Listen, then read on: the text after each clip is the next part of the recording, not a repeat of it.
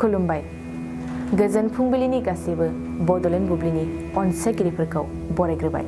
दिनै 18 जानुवारि बुधबारनि फान्जामुथिखौ फरायथिनो लादों आं खिलिखां ब्रह्मआ। फान्जामुथिनि गिबियाव दं मेष राशि। नखराव नांलायगोन, बयजोंबो गोरोबनाय नङा, एसेयावनो रागा जोंफ्लांगोन, रागाजोंनो सम बारगोन। बृष राशि।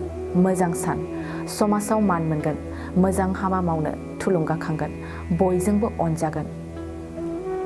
मिथुन राशि। गोजान लामा दावबायनो मोनगोन, नुफेरै जायगाखौ नुगोन, दावबायनायजोंनो समा बारलांगोन। कर्कट राशि।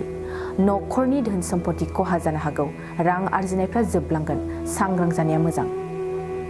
सिंह राशि।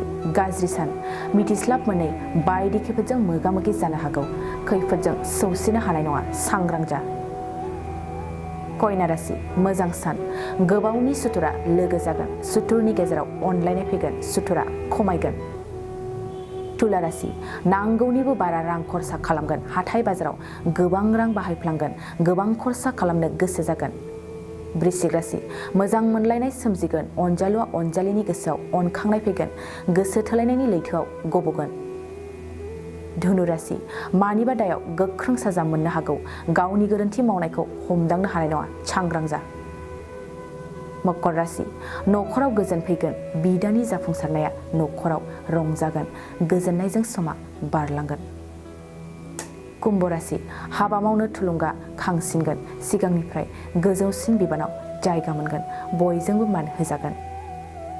मीन राशि। गाज्रि सान, हरखाब देहायाव लोरबांथि सोमजिगोन, मानिबा जाहोनाव देहाया खस्थ' मोनगोन, देहानि जेंनायाव खस्थ'यै सम बारहोनांगोन। दिनै सानसेनि राशि फरायथिनायाबो एसेनोसै। आसा खालामो नोंथांनि दिनैनि साना मोजाङै मोजां थांगोन, बेखौ बड'लेण्ड बुब्लि नखरनिफ्राय मिजिंथिबाय। गोजोन्थों। गोसो गुदुं गलादारफोरनि थाखाय मोनसे मोजां खौरां।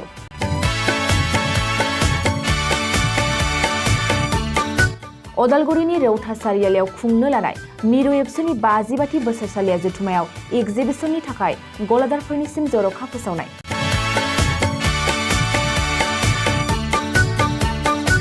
फैगौ 2023 मायथाइनि 26, 27, 28 आरो 29 जानुवारियाव खुंनो लानाय मिरु एबसुनि बोसोरसालिया जथुम्मायावनो बायदि रोखोमनि मुवा बेसादफोरखौ दिन्थिफुंगोन एगजिबिसन।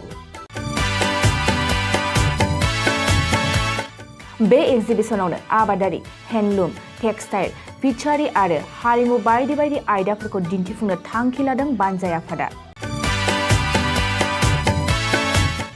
बेनिखायनो गोसो गुदुं सुबुं एबा गलादारफोरा एगजिबिसनाव गला होफैनो हागोन आरो गला होनायनि सोमोन्दै आबुं बाथ्राखौ मिथिनोब्ला नैबे मबाइल नम्बर 9365245137 आव थोंजों सुलाद लानो हागोन।